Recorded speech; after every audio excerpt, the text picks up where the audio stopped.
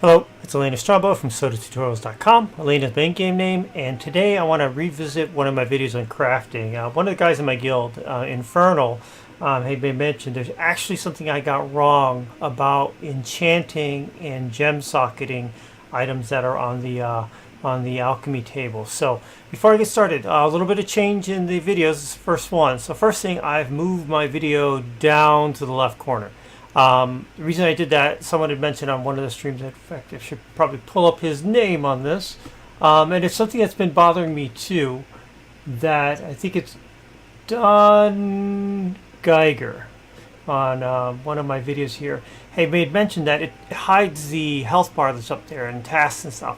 And to be honest, that's probably, he basically want to see, as I'm fighting, how far down my health is going and when I'm doing stuff. And that makes a lot of sense. So I moved it down to the left corner. What that is going to obscure in the game is whether I have a chat window. It's going to be hidden behind the video there. You won't see the active chat. That's all right, because most of the time I'm not using the chat. But if I need to do something, then I'll move it over here, and that should look good and should handle it, and probably move it up a little bit so it's not over the Soda Tutorials. So there's that. So I'll put this back to where it was at. Most of I'm not really going in the chat. Usually if I'm typing something out, I'm usually saying it anyways. So let's get rid of that. So that was one big change. So we dropped this down, make it a little bit better. Second thing is in the bottom right corner, there, YouTube icon. So that's a subscribe icon. So if you're liking the content on the videos and whatnot, you can click on that and go. Third one, which won't apply in here, if I have a video that has a playlist, that's part of a playlist, I'll be getting up in the upper right hand corner a little information icon, and it will take you to the playlist of the videos itself, of all the videos that are related. So if you're watching one of the R41 related videos, for example, I'll start putting that on there. And I think I did do that for all the R41 playlist videos. So there's that. So that's all set. So a couple mechanical changes, just trying to sharpen up. I also did get the image in the box a lot clearer, so it's actually fit in just right and looking good. It was kind of a little wonky before, so just trying to get things cleaned up based on some feedback. So thank you, Don Geiger, on that comment, and this is the first one that's in there.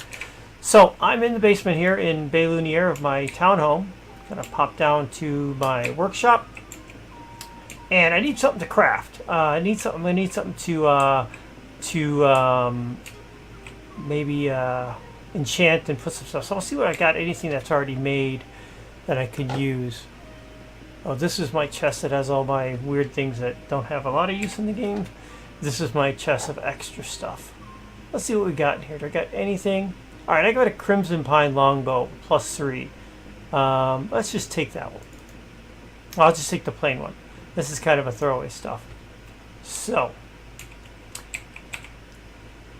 originally what I talked about was Masterworking, Enchanting, and then Gem Socketing. Masterworking is where you are taking silver onto the carpentry table or the associated crafting table for that item and adding silver to it. Masterworking, you get a chance to destroy it if you don't, but if you don't, you get a chance to add some stats. What you're adding stats to is the actual bow or to the item itself. That's what Masterworking does. So Masterworking adds stuff to the item.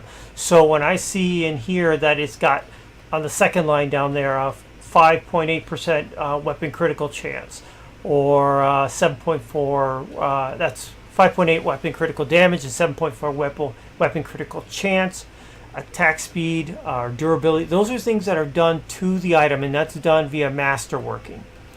So when you enchant something on the alchemy table, all things are enchanted on the alchemy table. That's where you add stats to it that helps you as the player. So +10 health, +2.1 dexterity, fire attunement. I think that one actually is on there too. So enchanting is what's done to the item to help you as opposed to the item. And then there's the actual socketing of a gem. Socketing of a gem puts it on and makes that so it's attuned to whatever gem that represents. I'm most familiar with rubies because that's attuned to fire, and I used a lot of fire in my deck on there. So, so yeah, Masterwork hits the item, enchanting affects the player stats, and then gem socketing as the third one did the attunement. That's how the video went. What I found out is that if you do your Masterworking and then you do gem socketing next. When you go to do enchanting, there are actually more options that would be aligned with that attunement of magic. So in this case, if I masterwork my bow, stuck a ruby gem on it for sorcery for fire, then when I went to enchant, I would get more options, and those options I can get more options, and those options would be related to fire. So it's so the order of it goes masterwork, gemming, then enchanting. So let's see what it takes to enchant. I know what it takes to enchant. It takes gold and mandrake. So let's see what we got in the supplies. I hope I got some. All right, got enough gold. Let's bring up my inventory here. Let's take 40 mandrake. I got some gold, got some 40 mandrake. Gem socketing. I need a ruby or something. Do I have I've got 5 rubies. Nice. Not bad. So, first thing I'm going to do is I've got to take that those gems and turn them into sorcery items. So, let's go to jewels, gems. Here's a sorcery gem. So it takes 1 ruby, 10 mandrake root. Let's craft that one. I'll probably do another one just in case. So this is where I've taken a raw gem and turning it into a sorcery gem. So this is, there it is, sorcery gem. So the sorcery gem is what I can put onto the bow itself. Alright, so I've got 2 of those. So cool. Still got some mandrake root. Alright, so now what I want to do to that bow first is I want to enchant it. Or actually, I want to socket it. Can I do that? Let's see. There's enchantment. Here are the socketings. Oops, take that down. So for a 2-headed weapon, you need 2 gems, 1 crafted item, some mandrake. So I'm going to put my 1 bow up here. I'm going to put my 2 gems. And then I want to take my 10 mandrake, is it? Yeah, 10 mandrake. So now I can, it says 88% chance. Let's see this. Alright, so I now have a crimson pine bow of sorcery +1. So it's still 100. Now, if it was for real, I was doing this for real, I would actually get an enchanted or an enhanced bow or exceptional bow, which is +1 to start with. It gives you 50+ durability. You need that durability because every time you go to masterwork it or you go to enchant it, it takes away from that durability. But anyway, so I've got a bow that's socketed. Now I'm going to try and actually enchant it. Just pretend I've already masterworked this bow too. Let's see. Let's do 5 gold ingots and 10 mandrake. Why do I know that? Because I've done this before. Alright, so recipe enchantment. 92% enchant chance. So it takes 5 ingots, gold ingots, and 10 mandrakes and the item. So let's go ahead and do this. It's warning me if I fail, I could bust my bow and lose it, which is fine. Cross my fingers. There we go. I only got my normal stuff on here, so I have the option to get more, but I didn't get any. So let's put health on here.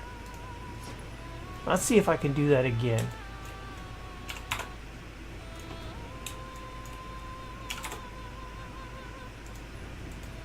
Alright, a 70% chance. Now this one I may bust.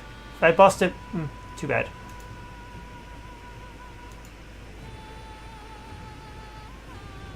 Nice. Nope, I still just got my other ones on here. So, let's put some focus on it.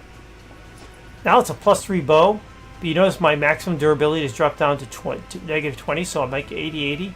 Now if I had it as a +1 bow, I had been +50 on durability. So it would have been 130 right now instead of 80. So it does make a big difference on that. Let's see. Let me pull up Discord here. I've got a message from someone on this. See what I can see over here.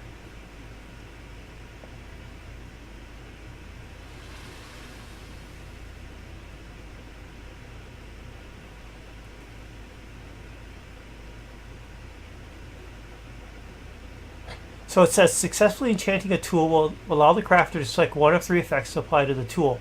While some effects may always be included, some require the item to be socketed. So with a specific gem. And let me see if I can pull this up on a page inside the display. I know you guys can't see it in the video, so let's add that in there. Let's add, in case you're wondering, I am using, what am I using? XSplit. It's my video capturing of choice. All right.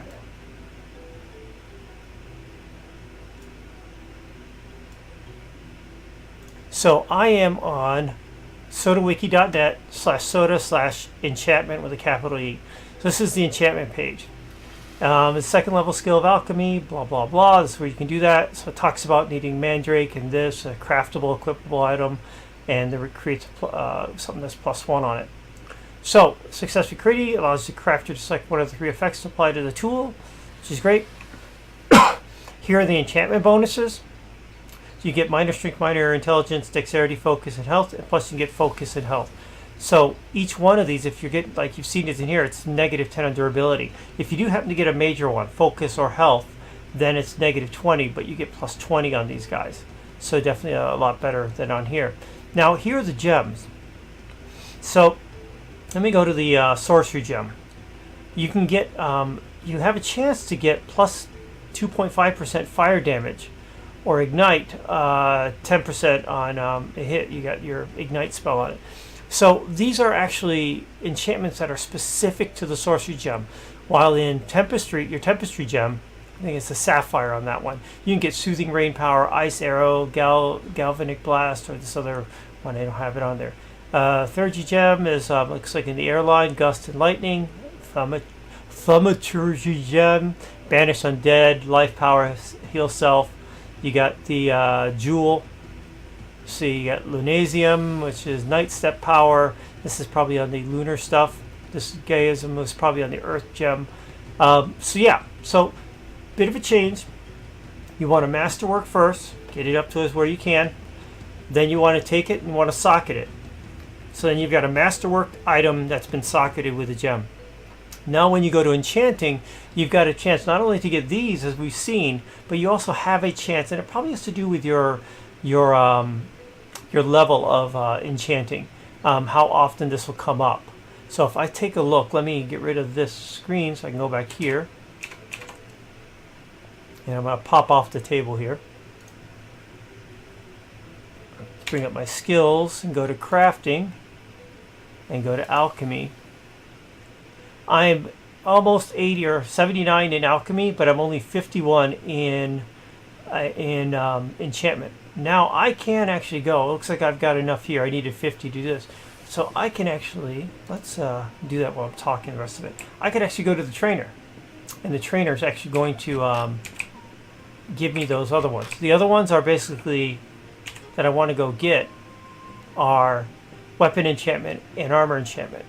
Like in carpentry, I've got my masterworking, but this is masterworking a bludgeon weapon, or masterworking a polearm, or masterworking a ranged weapon. So it's this plus this. So having both of these is a lot better if you're doing that. Same thing in here, having both of these. So this is a weapon enchantment, this is armor. It'd be nice to have both of these, and probably my increased chance of getting one of those gem-specific enchantments will go up. So let's kind of get a quick little run through on Bay Lumiere and where I go for my trainers. Bay Lumiere is a nested. It's not available from the overworld. The best way to get to Bay Lumiere is at the docks, at the different Brittanies. I go to Central Brit mainly. There's a boat there that will take to swamp biomes, and there's 2 listed. One is Bay Lumiere, so you can go basically through Central Brit. You can get there. The reason I go through Central Brit is it has a couple things. One, I'm used to it. I understand it, know it. So I know when I come in to get from the main entrance to the docks, you just run straight, and I've just memorized it. So creature of habit. Second thing is there are 2 trainers right there that I can go in and visit, both an adventure trainer and a crafting trainer. There's a guy that sells seeds and stuff, so it's something I've just become familiar with and like to go to. So that's my preference. You can go any which way, any town you want.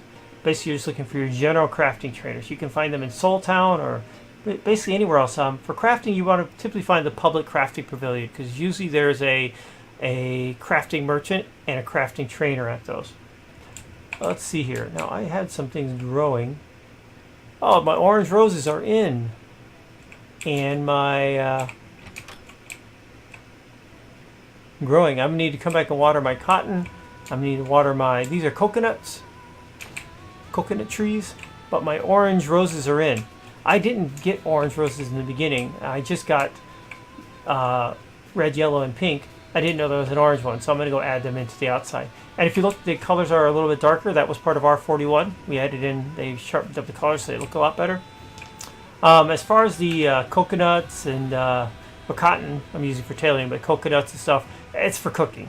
Basically, cooking and stuff, anything. I grow a bunch of vegetables at a time. So potatoes, carrots, onions, whatever else. I did green peppers yesterday. I don't know. I do have a, I'm going to go over here to the docks in Bay Lunier to go to the Central Brit boat. I do have a greenhouse, which will grow things that typically take 2 days to grow. It does it twice as fast, so it'll be 1 day. It's really, you got to stay up with the water cycle. So I don't use it during the week because I don't play enough in the week to catch the water cycles. I'm at my real job. Oops. Here's my Central Brittany. So I use it on the weekends because, you know, I can hit it as I need to. And then I have stuff on the outside of it that I use that are normal, like 2-day stuff where I can catch the water cycles. I'll grow in the outside stuff during the week. But I use the greenhouse on the weekends when I have time to hit all the watering cycles. Because if you think about it like cotton, you plant cotton, you have to use 2 waters, and then a bit later you have to do another water, and then you have a 4th one. That all happens over the course of 2 days. But if you do it in the greenhouse, it happens over the course of 1 day, and if you miss it, you get less cotton out of it. So you don't want to miss them. It's just kind of wasting resources. So pay attention to that. But that's, plus I put it in the center, so as I walk in my house, I can see if I need to water something. I'll go ahead and do it. Alright, so zoning into Central Brittany. Wrapping this up, I want to go get those other alchemy skills. The enchant weapon, enchant armor specifically. So let's get there. Now that I grab my water, the clocking on this loading will be faster, hopefully.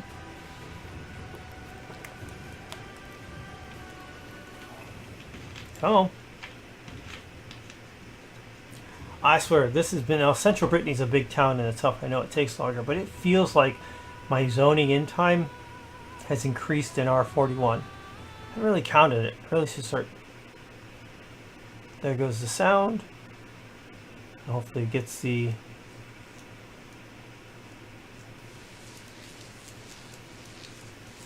I'm hearing buzzing in the background. There it goes. I started hearing windmills and the generator stuff in my headphones on here. So we're at 64, now it'll go on up. Yeah, so it just feels like these things have just gotten, I don't know, they do a lot of polish on the speed stuff for performance, but it feels like it got slower. Maybe it's because, you know, they're adding more stuff in and it generally will make things a little slower. I don't know, I'm hoping they take a pass on it because this does seem a lot longer. Alright, so here I am at the docks in Brittany, Central Brittany. So if you, basically up there is the castle that way. You can come straight from the other entrance here and come up on this dock. And this boat right here, this first boat on the right, this blue one is to the swamps, player-owned towns. So you can come in and choose Bay Lunier and get on your way. But don't want to do that right now. I want to go get those other skills. So I'm going to jump off the dock here. And there's a crafting area right ahead of us. There's Public Veteran, Crown Town Crier. Always check them. Follow this from marquees. Let's see if anything comes up. You never know how many, whether you've got a spot is opened up. And if one does, spots are worth some money here in Central Brit. Come on.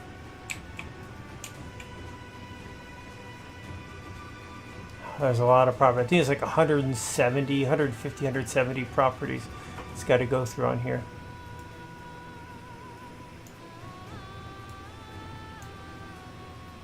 Come on. Boy, this takes a while.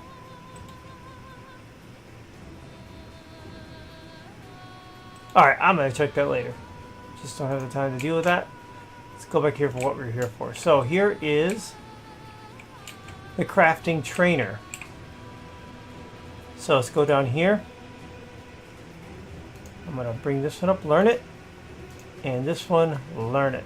So now I can start gaining on those. So as I do weapons, these will start going up along with this one. And along with this one, they all kind of train up. If you're enchanting something, it will go down the entire tree and raise up your skills on that. I think I'm good on the other ones. Oh wait, I've got my tailoring's at 50. I can do that one now too. That's good. Also check the other ones. Blacksmithing. I need to be at 50 of my masterwork there to get to here, I think. Yeah, so that's not open yet. Cooking. Well, there is nothing for poor old cooking. Anything in textiles. I think these are all normal stuff. Got that one. Let that one open up. That. And that. So yeah, so the only thing I have left to do is really on the blacksmithing side is to get these 4 up. Then I've actually unlocked everything in this entire tree and I can grow them and do them as I need to.